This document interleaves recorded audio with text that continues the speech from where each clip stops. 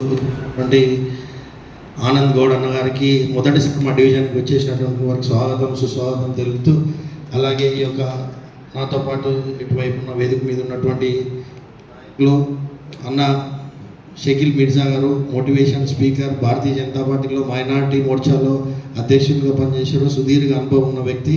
అలాగే ఇటుపక్కన ఉన్నటువంటి పెద్దలు, అమ్మతో సమానం బండి నిర్మలమ్మ గారు, ఎక్స్ కౌన్సిలర్, మహిళ అంటే ఎట్లా ఉండాలనేది తను ఒక ఎగ్జామ్ ఉంటుంది అందరికీ తనకి. అలాగే ఈ యొక్క కార్యక్రమ ముఖ్యంగా నిర్వాహకులు మోర్చా మహిళా విభాగం నూతనంగా నియమితులైన లక్ష్మీదేవి గారికి ప్రత్యేక కృతజ్ఞతలు, ధన్యవాదాలు. ఎందుకంటే చక్కని కార్యక్రమం.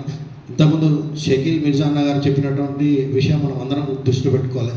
ఏ దానం చేసినా ఏది ఒక్కరోజు మాత్రమే ఉంటుంది, కానీ జ్ఞానం ఇస్తే మాత్రం వాళ్ళంతలో వాళ్ళు జీవనం కొనసాగించే అవకాశం ఉంటుంది.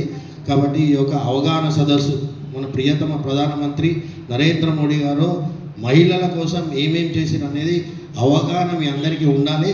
ఇంకా మనం ఎట్లా దాంతో లబ్ధి పొందాలి, ఏమేమి ఆయన పెట్టిన పథకాలు ఎట్లా దానికి చేరుకోవాలి, దాన్ని ఎట్లా మనం ఉపయోగించుకోవాలనే విషయంపై అవగాహన సదస్సు పెట్టాలని లక్ష్మీదేవి గారు ఈరోజు ఈ యొక్క కార్యక్రమం నిర్వహించడం చాలా శుభపరిణామం. మంచి ఓబీసీ మోర్చా ఆధ్వర్యంలో ఒక కార్యక్రమం ఇచ్చేసినటువంటి అక్కలు చెల్లెలకు అందరికీ కూడా పేరు పేరున నమస్కారాలు తెలియజేస్తున్నాం.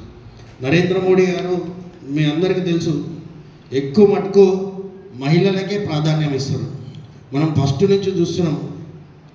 ఉజ్వల గ్యాస్ యోజన అనే పథకం ఎప్పుడు ఆయన వచ్చిన ఫస్ట్ సంవత్సరం మహిళలకి ఆ యొక్క పథకం పెట్టిన ఆ పథకం ద్వారా సుమారు మొత్తం దేశం మొత్తంలో 14 కోట్ల మహిళలకి ఈ యొక్క గ్యాస్ కనెక్షన్ ఇవ్వడం జరిగింది. అప్పటి వరకు 1-2 కోట్ల మహిళలకే గ్యాస్ కనెక్షన్ ఉండేది. ఈ 10 సంవత్సరాల కాలంలో 14 కోట్లు అంటే ఊహించలేము. 14 కోట్లు అంటే నార్మల్ నంబర్ చెప్తే మనకు అంతేనా అనిపిస్తుంది, కానీ ఉన్న 100 కోట్ల జనాభాలో అప్పటికి గ్యాస్ స్టవ్ లేని వాళ్ళు, కట్టెల మీద వండుకునే వాళ్ళు ఎంతోమంది మహిళలు, పేద మహిళలు ఎంతోమంది ఉండే. 14 కోట్ల మందికి దాన్ని దృష్టిలో పెట్టుకొని ఆ యొక్క పథకాన్ని చేరవేసే ప్రయత్నం చేసారు కార్యకర్తలు. ఇట్లాంటి కార్యకర్తలు అందరి ప్రయత్నం అట్లాంటిది. అదేవిధంగా మొన్నటికి మొన్న మహిళా రిజర్వేషన్ బిల్లు కానీ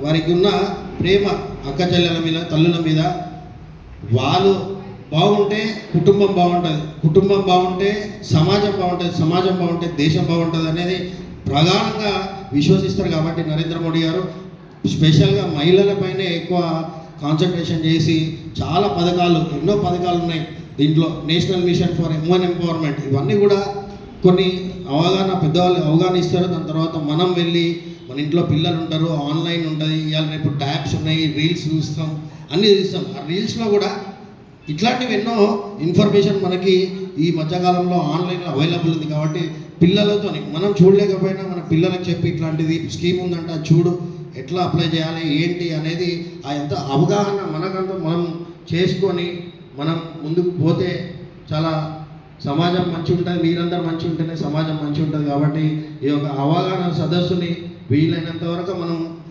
దాన్ని నోట్ చేసుకోవడమే. ఏదో పెన్ను పేపర్ ఏమైనా ఇచ్చారమ్మా, నెక్స్ట్ టైం అన్నా కంటిన్యూస్గా పెడదాము ఈ అవగాహన సదస్సులు.